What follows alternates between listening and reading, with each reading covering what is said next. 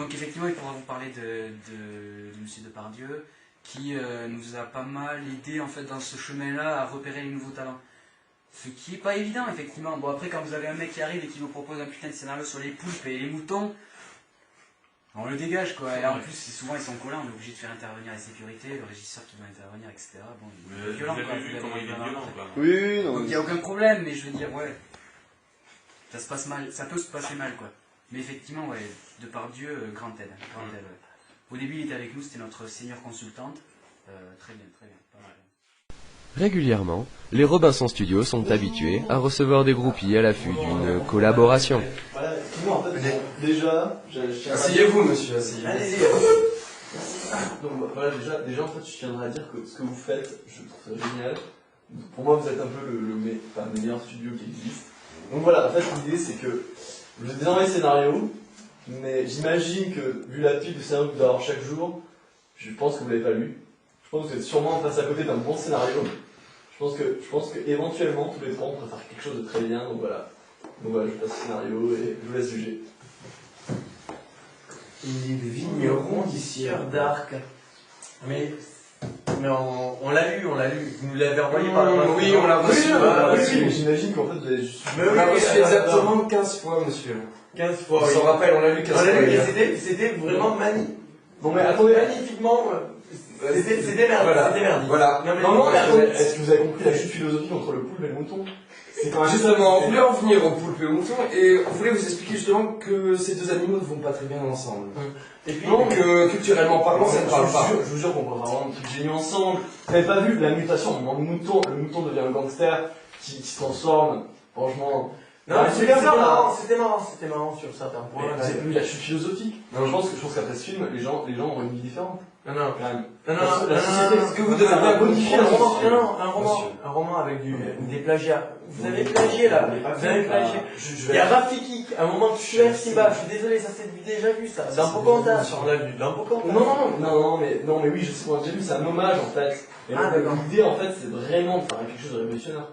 Imaginez un film où en même temps il y a un hommage à Pocahontas, en même temps il y a un hommage au Kraken, et en même temps il y a de la laine. Franchement, un film comme ça, forcément un film comme ça va marcher. Mais exactement, monsieur. Vous avez pas Exactement, scénario, je pense. Ah ben écoutez, on va vous rappeler, monsieur. On vous rappellera. En attendant, on appelle la sécurité. Ça m'intéresse pas qu'on a appelé, je veux vraiment travailler avec vous. En fait, l'idée c'est vraiment de créer quelque chose avec vous. C'est vraiment d'avoir un rapport social. On a du boulot, désolé. Arrêtez. Mais c'est bon. Je m'en ferme la porte. Je reviendrai, je vous proposer. Tu vas couper le scénario? Oui, allez, merci. S'il te plaît. Tout le monde n'a pas la carrure de Gérard Depardieu. Cependant, l'image véhiculée par le crew n'est pas idyllique. En effet, en 2007, un scandale frappe de plein fouet la réputation du crew. Giorgio Palpani, célèbre acteur de Bollywood, meurt dans des circonstances douteuses, lors d'une réception à guichet fermé au sein des Robinson Studios. Je sais qu'on l'a retrouvé, il avait fait une overdose de cocaïne. Parfois, on n'arrive pas à attraper toute la cocaïne, notamment quand les chiens vont faire leur toilette. Bah, Giorgio, paix à son âme, mais coma éthylique, la dernière soirée, en 2007, 2008 Non, 2007. Et non, c'est le panaché, ça lui a été fatal. Palpani, c'est un mec qui vient d'Inde, qui effectivement est intéressant parce qu'il pouvait... je reste dans l'optique marketing, développement de business, tu vois. On peut se tutoyer.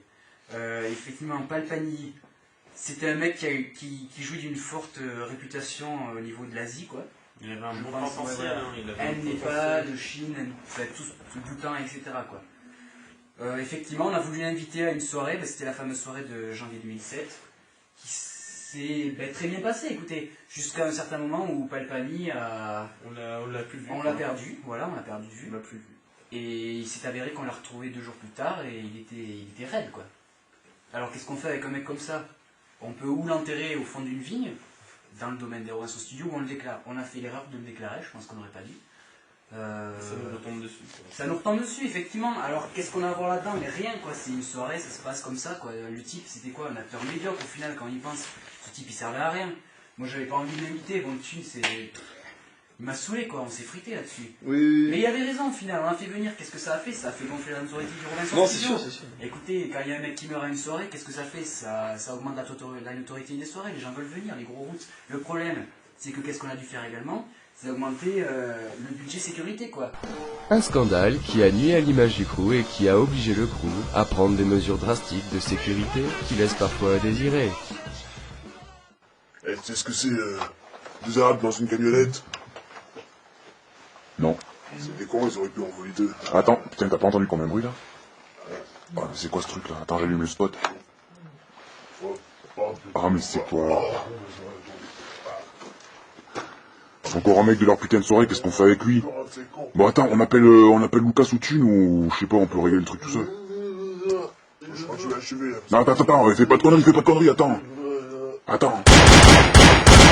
Putain, t'es con. Qu'est-ce qu'on va faire avec ça maintenant? Mais c'est quoi ce cas-là? Putain, il a gervé partout. C'est comme d'habitude, je dirais 10. Putain, t'es con. Et tu sais qui c'est qui a inventé le triathlon? Non. C'est les Arabes. Ils vont à la piscine à pied, ils reviennent à vélo. Ah ouais, ah ouais, mon gars, ouais. Bon, bon, prochain. On s'en occupera demain. Ouais, allez hop. On laisse se dessécher un peu. Ouais, quand même.